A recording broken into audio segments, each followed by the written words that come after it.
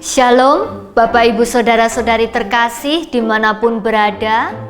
Pada kesempatan ini, izinkan saya mewakili Majelis Jemaat dan juga seluruh rekan pendeta GKI Gejayan mengucapkan Sin Chun Kyong Hee Tiam Ho Tiam Su.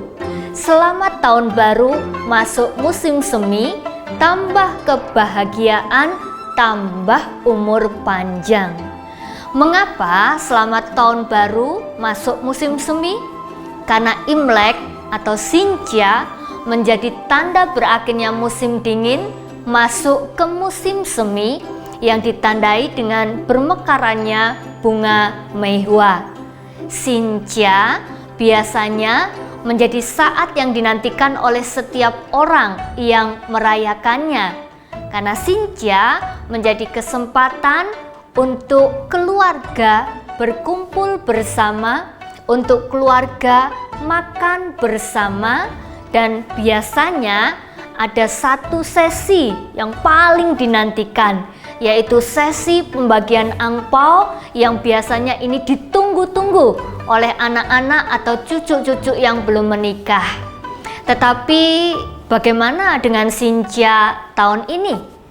Walaupun tahun ini kita tidak bisa merayakan Imlek seperti layaknya tahun yang lalu, kita berkumpul bersama keluarga, menikmati makan malam bersama, tetapi tidak usah berkecil hati.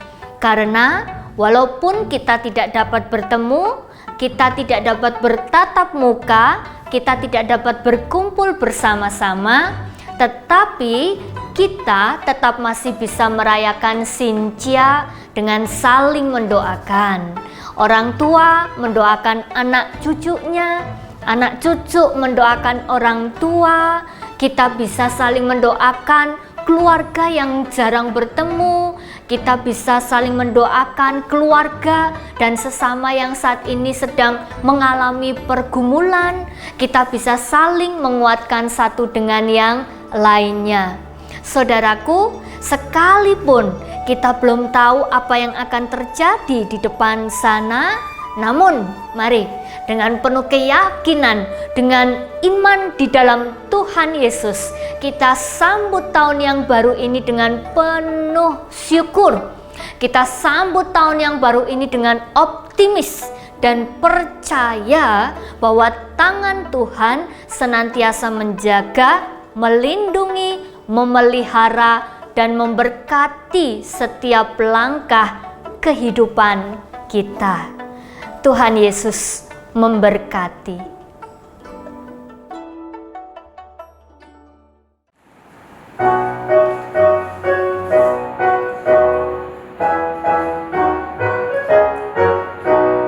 Yesus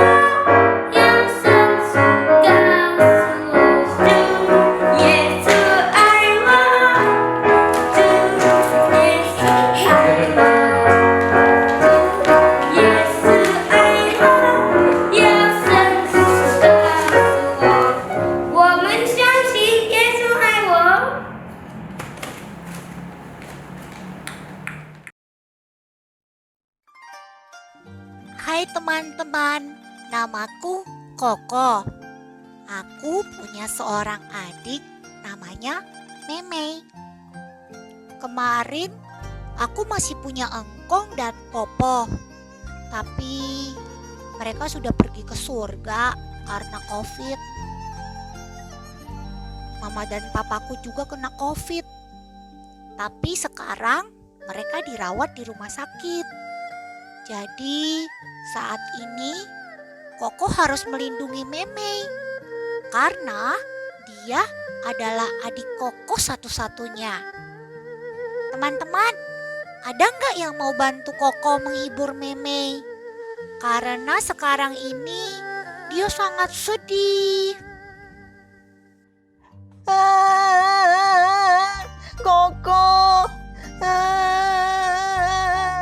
Koko, Koko. Biasanya Imlek seperti ini kita semua kumpul. Ada mama, papa, engkong, juga Popo. Tapi sekarang Koko.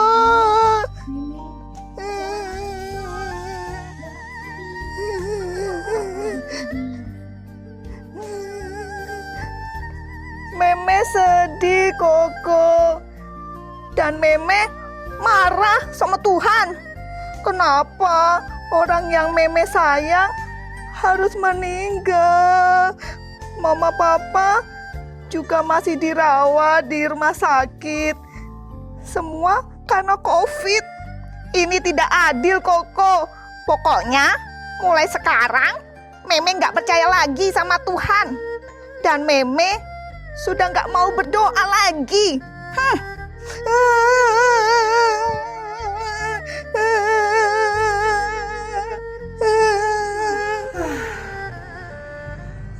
Teman-teman, bagaimana ini? Meme sepertinya sedih sekali. Dan saya, Koko sebagai kakaknya, sudah tidak tahu lagi bagaimana menghiburnya. Tolong dong teman-teman, apa yang harus Koko lakukan?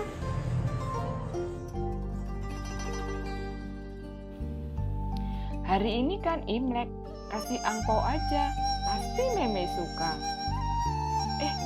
Gak boleh kasih angpau, percuma. Emang gue ada duit kok? Oke, tapi Koko bingung juga harus bagaimana. Dikasih ampau, gak boleh. Kalau jalan-jalan, ya pasti gak boleh juga, kan harus di rumah aja. Wah, susah ya menghibur adik sendiri.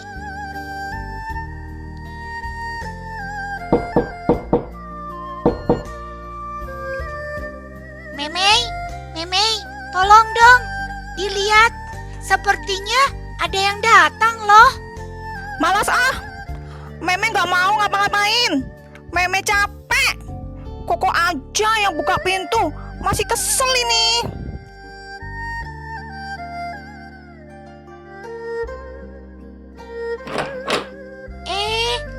Ada Lause Dina dan Lause Neni. Ayo masuk Lause. Masuk.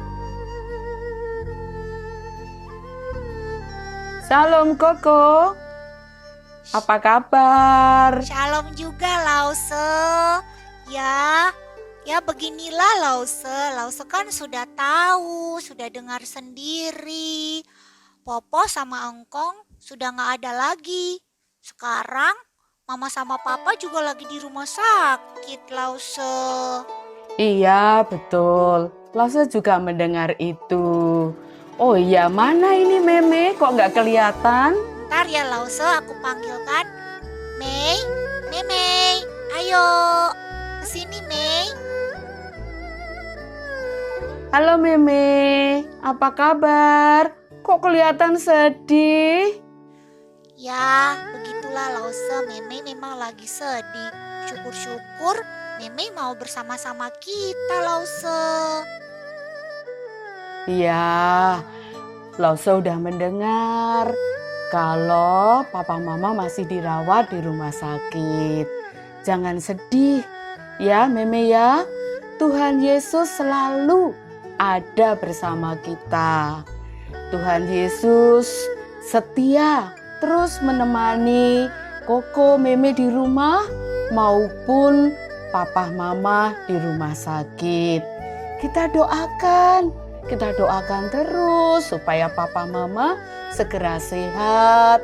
Tuhan juga memberkati para dokter, perawat, semua yang merawat papa mama di rumah sakit. Ya, oke, Koko Meme setuju? Setuju Lause. Senang sekali Lause mau mendoakan kami. Ya, yuk kita berdoa bersama-sama ya. Kita minta supaya Tuhan terus memberi kekuatan pada Koko Meme. Juga Tuhan menyembuhkan papa dan mama. Yuk kita berdoa. Mari kita berdoa bersama.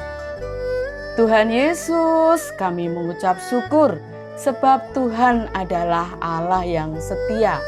Kami tahu Tuhan, masa ini bukan masa yang mudah untuk kami semua, terutama untuk Koko dan Meme. Saat ini kami mau berdoa Tuhan, tolong Tuhan memberkati papa dan mama Koko Meme yang masih dirawat di rumah sakit. Tuhan beri kekuatan, Tuhan beri kesembuhan. Begitu juga semua dokter, para medis yang merawat, Tuhan memberi hikmat, memberi mereka kapasitas untuk merawat semua pasien COVID. Tuhan, ini doa kami memintanya dalam nama Tuhan Yesus. Amin. Wah, Syeshe Lause. Syeshe, terima kasih Lause. Ya, Tuhan berkati Koko dan Meme ya. Sukacita bersama Tuhan. Shalom Bapak, Ibu, Opa, Oma, dan Kakak, serta adik-adik yang ada di rumah. Kita sungguh bersyukur hari ini kita bisa berkumpul, kita akan beribadah. Hari ini kita mau pujikan, kita mau bersatu hati, memuji nama Tuhan dengan bernyanyi, dengan menari, dengan memuji nama Tuhan.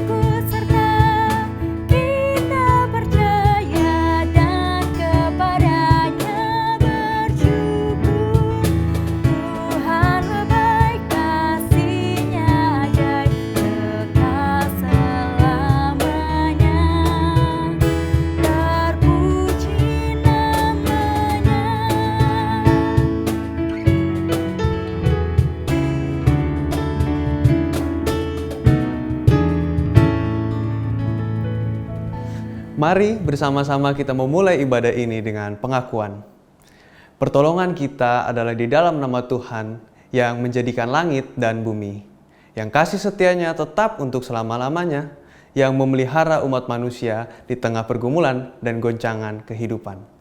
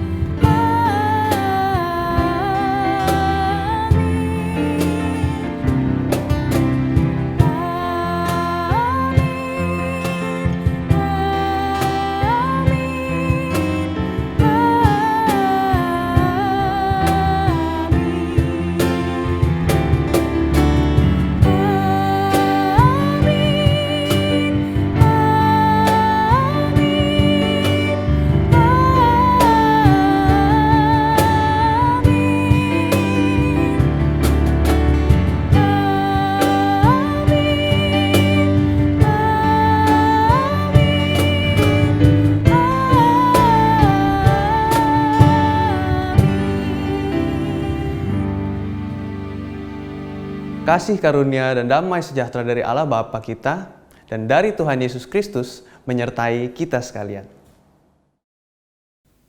Bapak, Ibu, Omah, Opah, kakak dan adik-adik semua, sudah 1 tahun kita hidup dalam pandemi.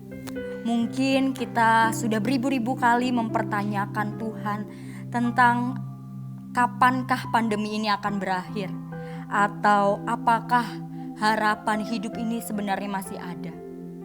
Tapi disinilah kita terus diuji untuk tetap mencintai Tuhan.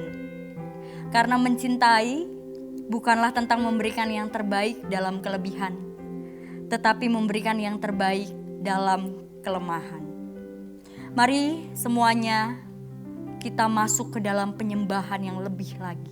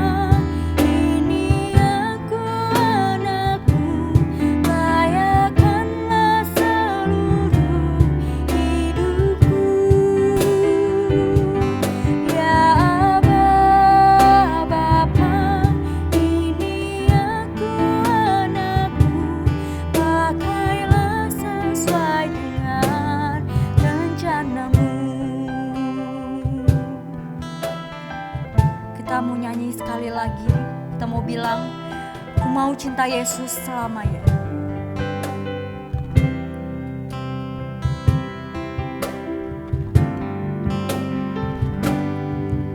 Ku mau cinta Yesus selamanya. Ku mau cinta Yesus selamanya. Meskipun badai silih berganti dalam hidup.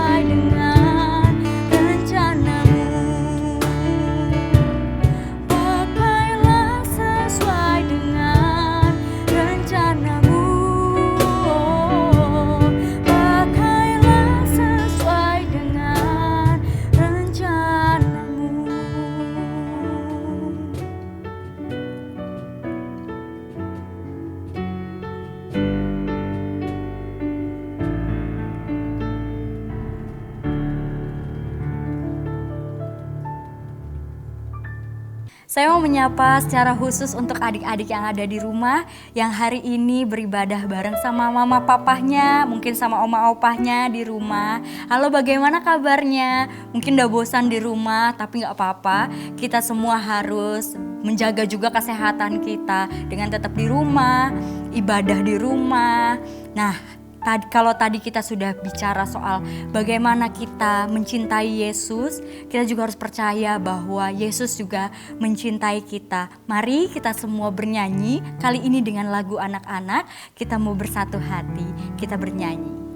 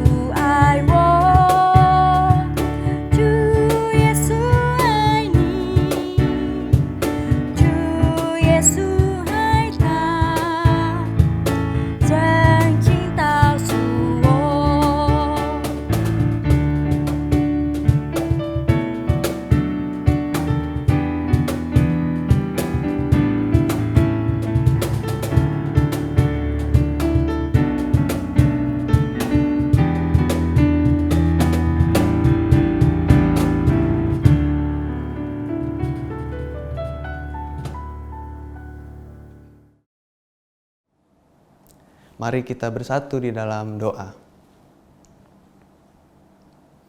Ya Tuhan, Sang Sumber Kasih,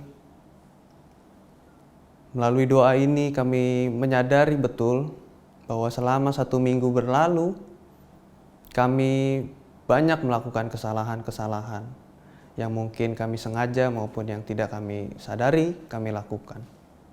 Dengan menyadari itu, ya Tuhan, kami memohon ampun kepadamu. Kiranya Engkau dapat menyucikan kami kembali, mengampuni dosa-dosa kami sehingga kami juga mendapat pembaharuan untuk hidup lebih baik di hari-hari yang ke depan. Mampukanlah kami juga untuk terus-menerus menyadari apa yang kami lakukan sehingga kami tidak mengulangi apa yang telah kami lakukan. Ya Tuhan, Allah kami juga datang kepadamu untuk menyerahkan diri kami karena sebentar kami akan mendengarkan sebagian dari firman-Mu. Kiranya Engkau memberkati kami, mengurapi kami, agar kami memiliki hati yang betul-betul siap mendengarkan firman-Mu, merenungkannya, dan siap juga untuk melakukannya dalam kehidupan sehari-hari. Berkati juga hamba yang akan menyampaikan firman ini, yang dalam segala kekurangannya biarlah Engkau yang terus memperlengkapi, sehingga firman-Mu dapat dimengerti, dapat tertanam juga dalam hati kami. Demi nama Kristus kami berdoa dan mengucap syukur. Amin. Injil Markus pasal 9 ayat 2 sampai dengan 9. Injil Markus pasal 9 ayat 2 sampai dengan 9. 6 hari kemudian Yesus membawa Petrus, Yakobus dan Yohanes, dan bersama-sama dengan mereka ia naik ke sebuah gunung yang tinggi. Di situ mereka sendirian saja. Lalu Yesus berubah rupa di depan mata mereka, dan pakaiannya sangat putih berkilat-kilat. Tidak ada seorang pun di dunia ini yang dapat mengelantang pakaian seperti itu. Maka nampaklah kepada mereka Elia bersama dengan Musa, keduanya sedang berbicara dengan Yesus. Kata Petrus kepada Yesus, "Rabi, betapa bahagianya kami berada di tempat ini. Baiklah kami dirikan 3 kemah, 1 untuk engkau, 1 untuk Musa, dan 1 untuk Elia."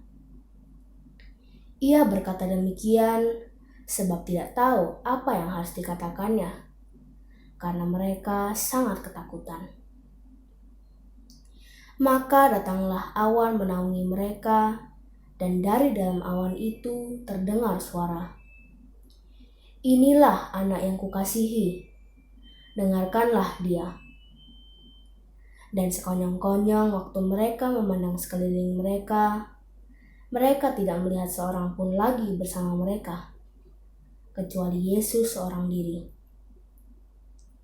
Pada waktu mereka turun dari gunung itu, Yesus berpesan kepada mereka, supaya mereka jangan menceritakan kepada seorang pun apa yang telah mereka lihat itu, sebelum Anak Manusia bangkit dari antara orang mati. Demikianlah Injil Yesus Kristus. Berbahagialah setiap orang yang mendengarkan firman Tuhan, menyimpan dalam hati, dan melakukannya dalam hidup setiap hari. Haleluya. Halo jemaat terkasih, ibu, bapak, kakak, adik, oma, opa yang ada di rumah.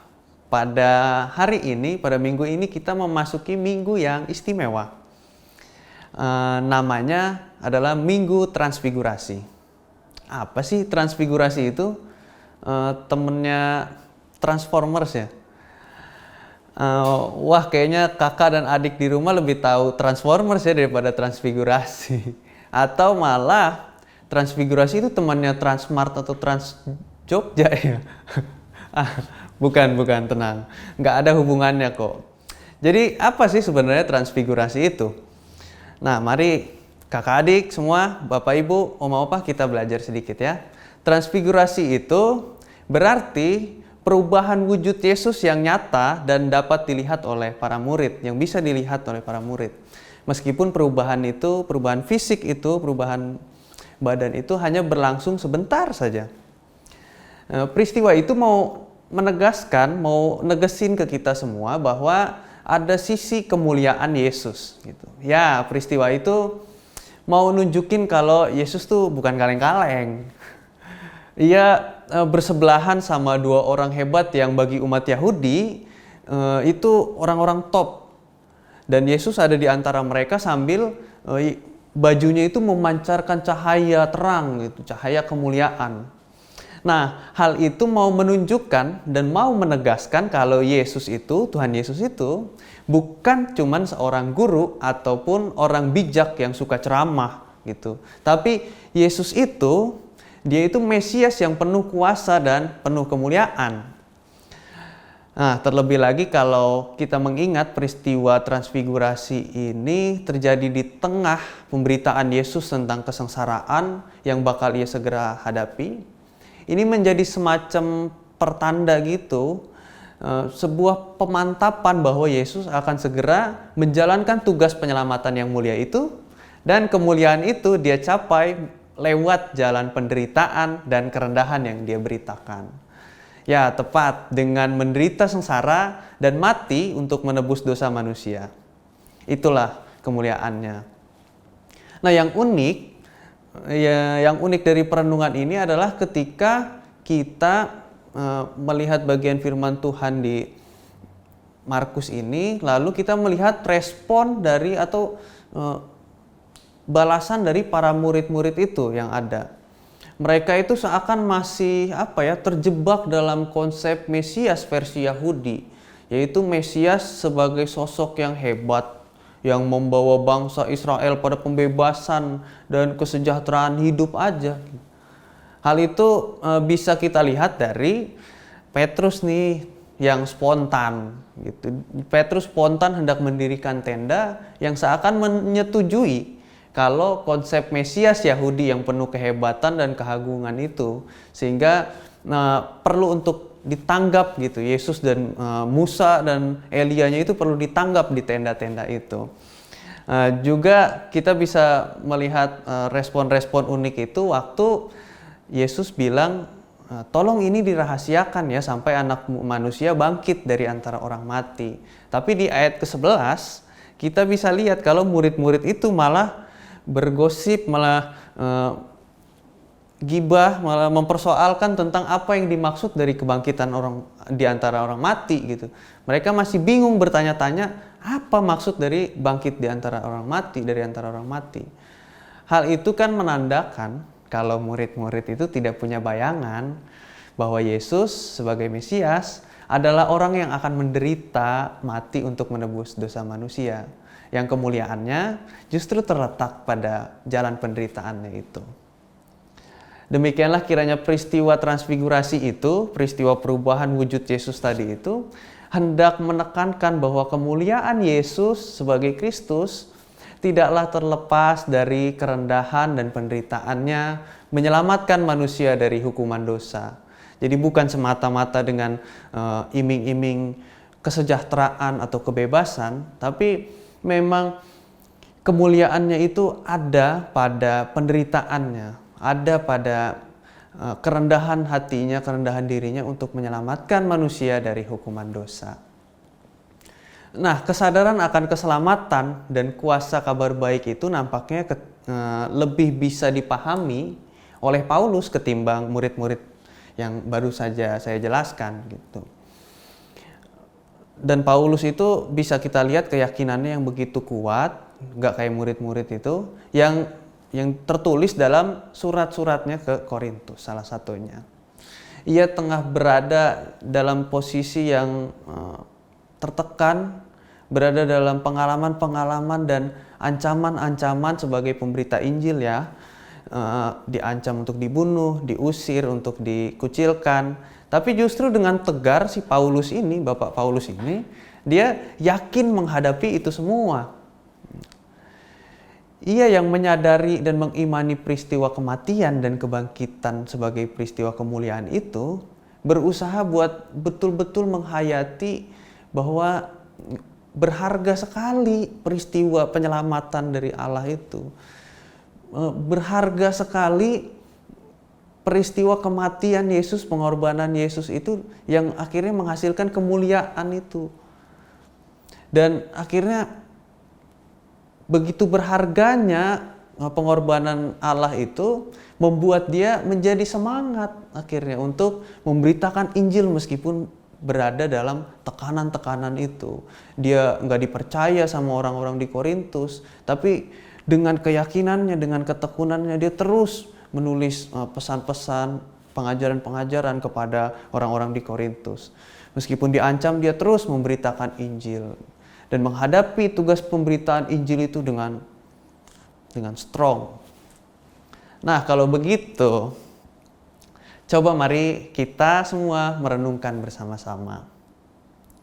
Sadarkah kita bahwa selama ini kita juga punya potensi untuk terjebak pada perspektif seperti murid-murid tadi, yang masih terbayang-bayang Yesus itu atau Allah itu hanya sekedar mulia-mulianya saja. Yesus itu, Allah itu hanya sekedar yang agung-agungnya saja, yang enak-enaknya saja gitu. Seringkali kita sangat rawan untuk berpikir seperti itu, atau bahkan mungkin kita sudah melakukannya.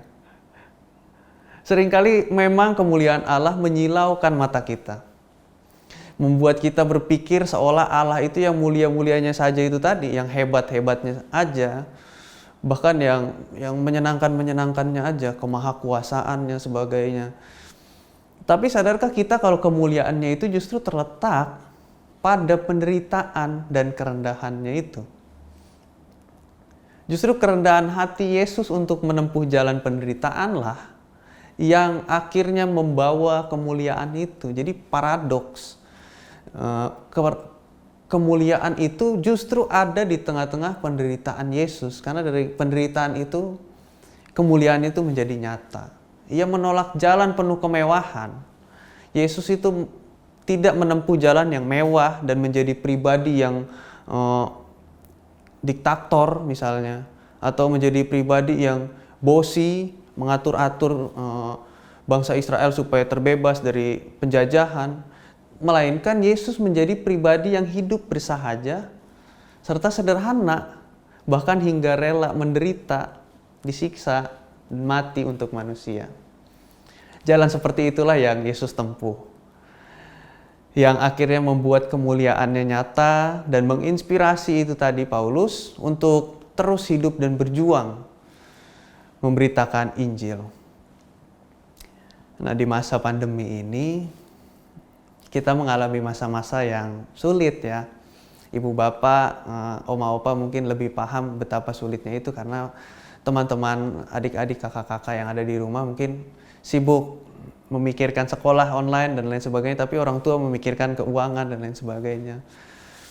Nah, di tengah-tengah masa pandemi ini yang sulit ini, kita diperhadapkan dengan kehidupan yang akhirnya semuanya serba dibatasi, serba terbatas gitu. Dan dalam kehidupan bergereja itu menjadi salah satu contohnya. Kita diperhadapkan dengan kenyataan hidup bergereja yang sangat dibatasi. Perayaan hari gerejawi kayak Natal kemarin atau Paskah yang mungkin nanti akan kita segera sambut menjadi tidak semegah biasanya. Bahkan ada di antara kita yang harus merayakan hari-hari besar itu dengan amat sederhana gitu, seperti di rumah, kita harus ibadah di rumah karena nggak boleh ke gereja. Dan ada juga yang terpisah dari keluarganya atau komunitas yang kita rindukan akibat pandemi ini karena merantau gitu. Di tengah itu semua, marilah kita mengingat dan menghayati bahwa memang kemuliaan Kristus pun terletak pada penderitaan dan kerendahannya, bukan dalam kemegahan dan kemewahan semata. Dan jika kita masih sibuk mencari kemewahan, kita sibuk mencari kemegahan, apalagi di tengah kondisi, di tengah konteks hidup yang seperti ini, jangan-jangan kita masih terjebak pada iman yang dangkal, yang tidak peduli bahwa kemuliaan Allah justru ditempuh dengan cara yang penuh kerendahan. Inilah momen kita untuk menghayati bahwa terkadang menjadi sederhana merupakan jalan yang perlu ditempuh untuk dapat benar-benar merasakan kemuliaan Allah itu sendiri. Juga di tengah masalah ekonomi ya, di tengah masalah ekonomi yang ada yang menghantam kita semua, tentu rasanya membuat kita merasa sangat sulit untuk survive. Tidak mudah rasanya ketika mama papa itu harus memikirkan harus membayar ini itu, sementara keuangannya itu sangat terbatas pemasukannya. Namun dalam kondisi seperti itu, apakah kita cukup mengingat bahwa Allah tidaklah semata-mata soal kemuliaan, keagungan atau kemewahan saja? Apakah kita hanya memandang Tuhan seperti murid-murid, sehingga kita ketika berada di dalam masa-masa yang sulit, kita menjadi merasa ditinggalkan, kita merasa akhirnya tidak diberkati. Padahal ya Allah sendiri pun melalui masa-masa sulit itu dalam prosesnya mengorbankan diri untuk menebus dosa manusia. Dan dengan terus tegar, dengan terus berupaya kreatif dan tidak menyerah, pantang menyerah, Paulus terus berjuang memberikan penjelasan-penjelasan kepada jemaat di Korintus tentang kebenaran firman Tuhan itu. Jadi sama-sama sulit ya, dan Paulus berhasil survive terus menerus melawan keadaan yang ada, karena ia sadar betul bahwa kemuliaan dari karya penyelamatan Tuhan menjadi hal yang begitu berharga baginya. Sampai-sampai ia merasa harus terus berjuang, harus terus habis-habisan memperjuangkan itu. Hal itu membuat ia justru merasa tetap dikuatkan sekalipun ia berada dalam masa-masa yang penuh tekanan.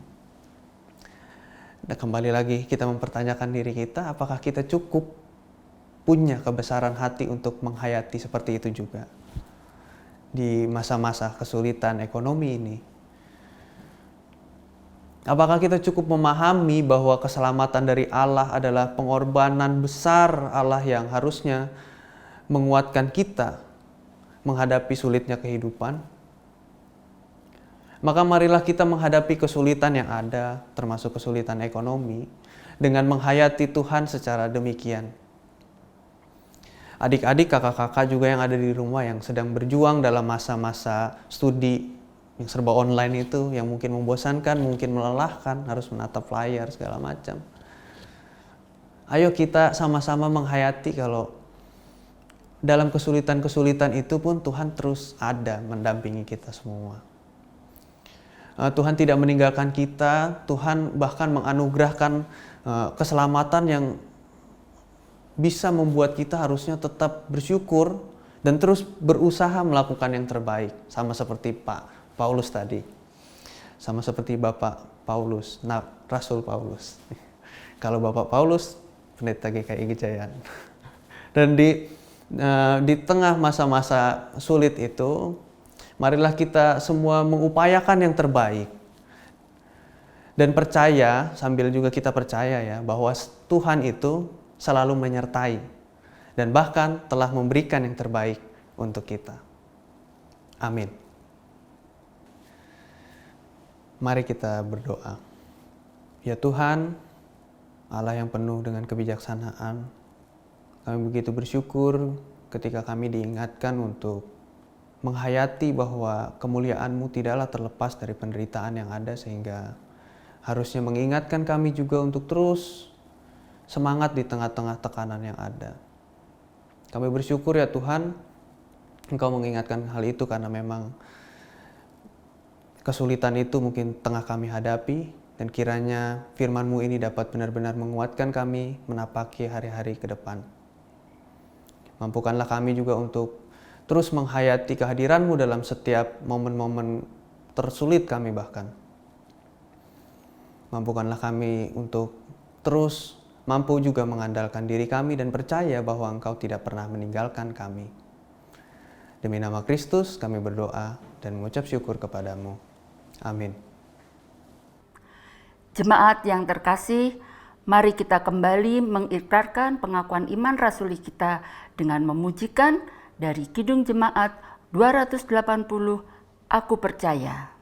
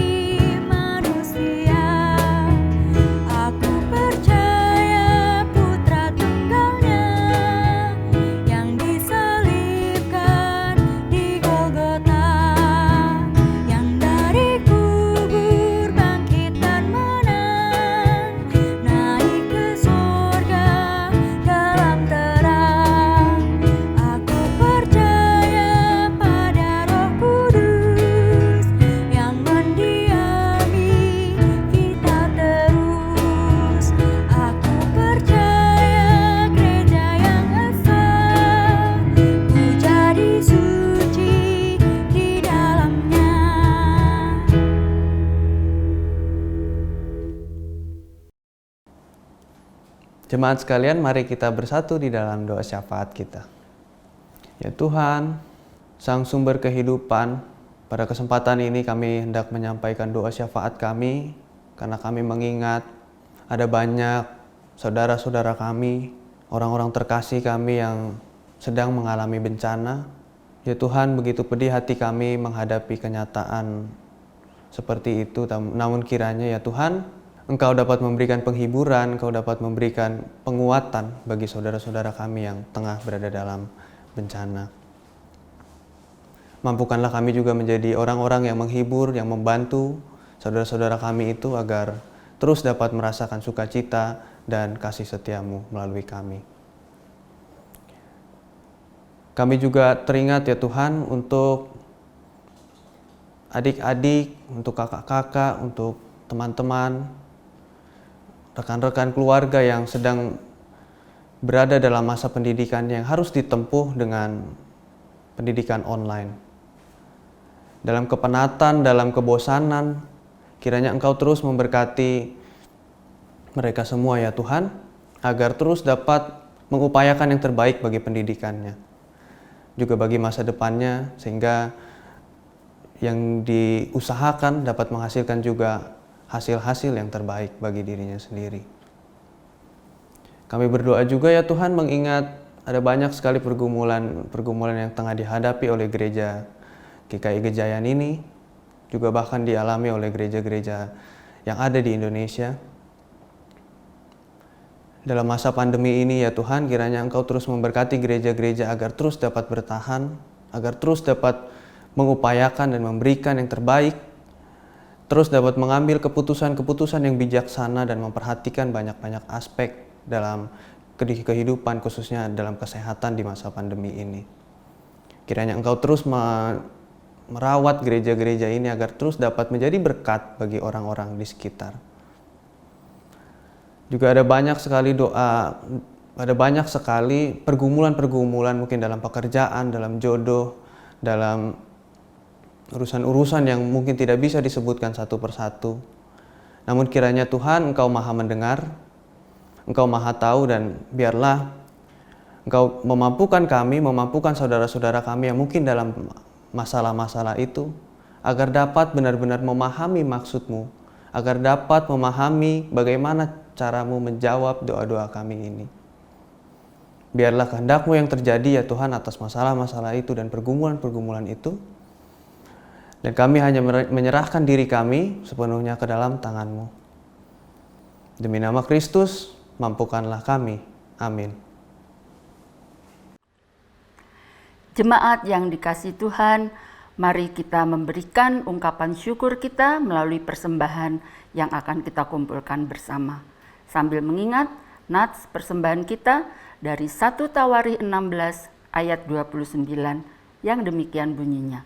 Berilah kepada Tuhan kemuliaan namanya. Bawalah persembahan dan masuklah menghadap Dia. Sujudlah menyembah kepada Tuhan dengan berhiaskan kekudusan. Kita memberikan persembahan yang terbaik untuk Tuhan.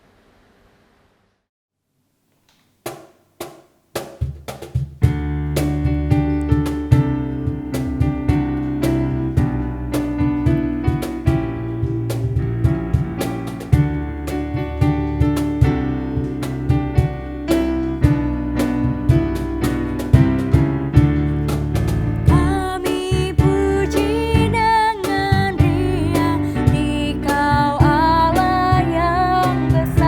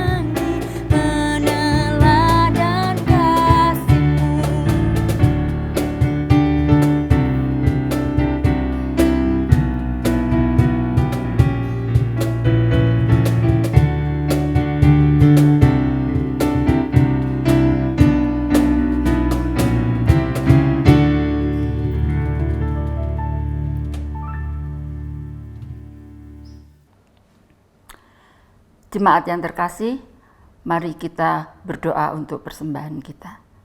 Mari kita berdoa. Tuhan Yesus, Tuhan yang baik, kami anak-anak-Mu menghampiri tahta-Mu yang kudus Tuhan, seraya mengucap syukur yang tak terhingga.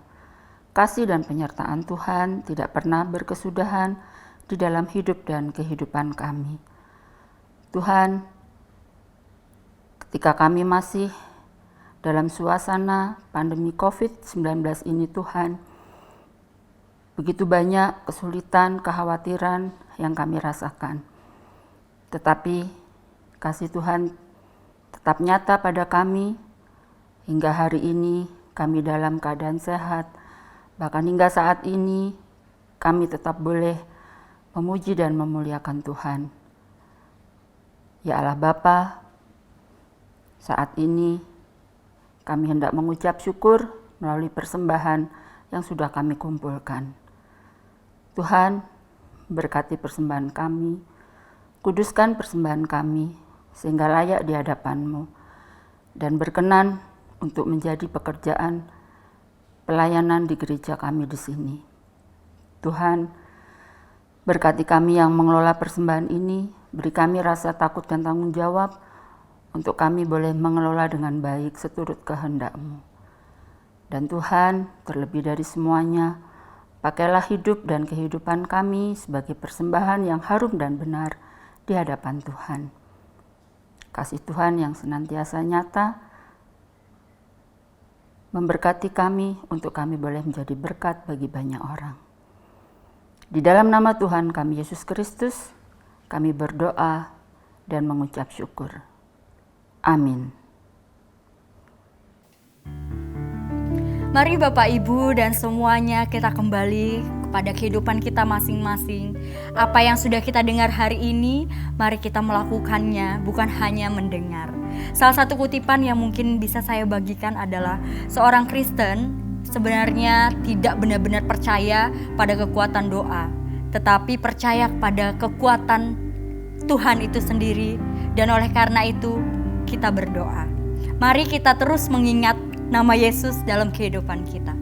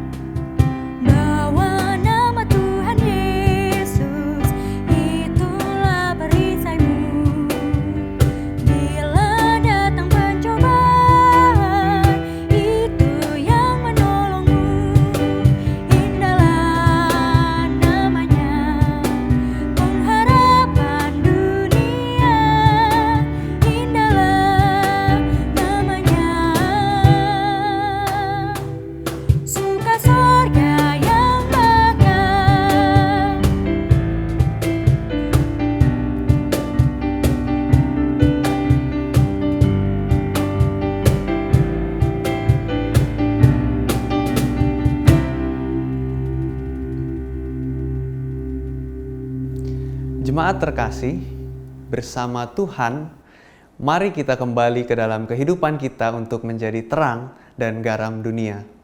Dan terimalah berkat Tuhan yang menguatkan dan meneguhkan kita semua. Tuhan memberkati kita dan melindungi kita. Tuhan menyinari kita dengan wajah-Nya dan memberi kita kasih karunia. Tuhan menghadapkan wajah-Nya kepada kita dan memberi kita damai sejahtera. Amin.